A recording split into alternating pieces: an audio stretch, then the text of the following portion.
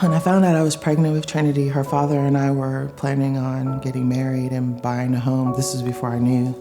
Then he found out he had a child he didn't know anything about, and then 3 days later he was gone. I went through my pregnancy alone.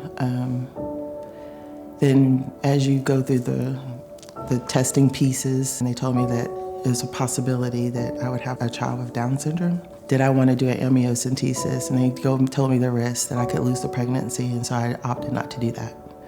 I just said I'll wait and see what happens when she's born.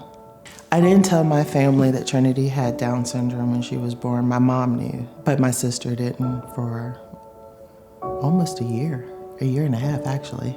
And so she was like, why didn't you say anything? And I said, well, I just didn't want you to look at her or treat her any differently.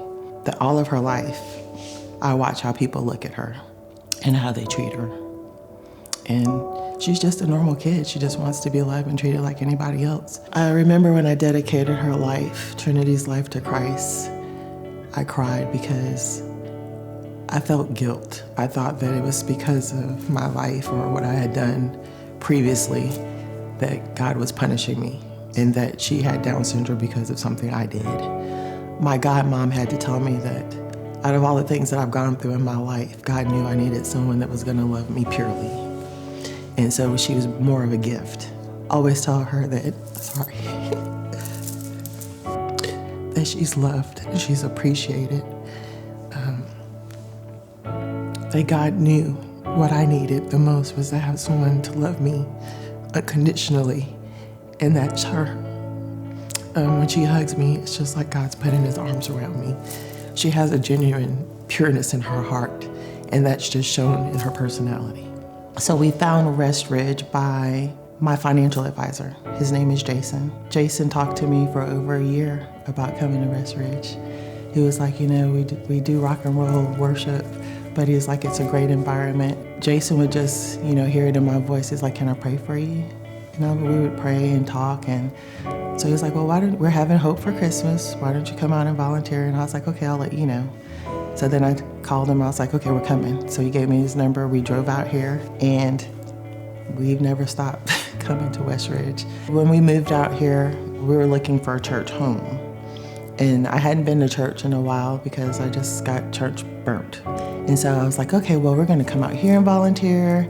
We'll go to service. And that we volunteered that Saturday, went to service that Sunday, and I came in the doors and I just couldn't stop crying. I mean, and I went in the ladies' room and this lady was like, can I pray for you? And I was like, I'm okay. She was like, no, you're not. And I was like, okay. And I told Trinity, I was like, next Sunday we're gonna go to another church. And she's like, nope, we're going back there. I was like, okay. So I wanted to go to several different churches and then be able to see where we're supposed to go. And Trinity told me, no, this is our church. So I was like, okay, are you sure? She's like, this is our church. That's why West Ridge is our church home today, because Trinity chose it.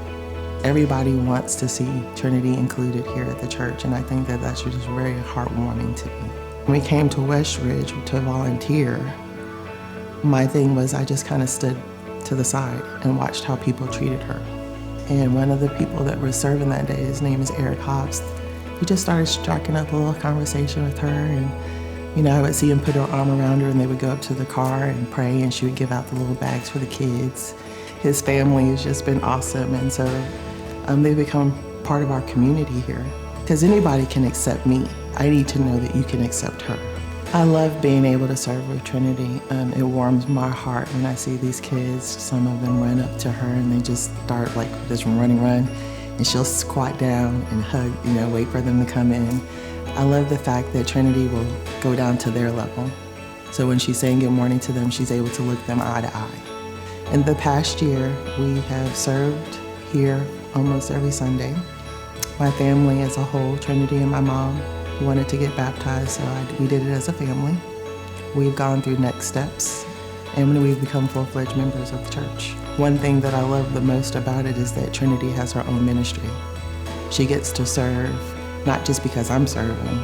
At other churches we've been to, she had to sit and just be there because I was serving. She actually gets up every Sunday like, we're going to church. You know, I gotta go serve. And I'm like, okay, I'm getting up. So that's the one thing that I really love about this church, is that it is so inclusive for all people.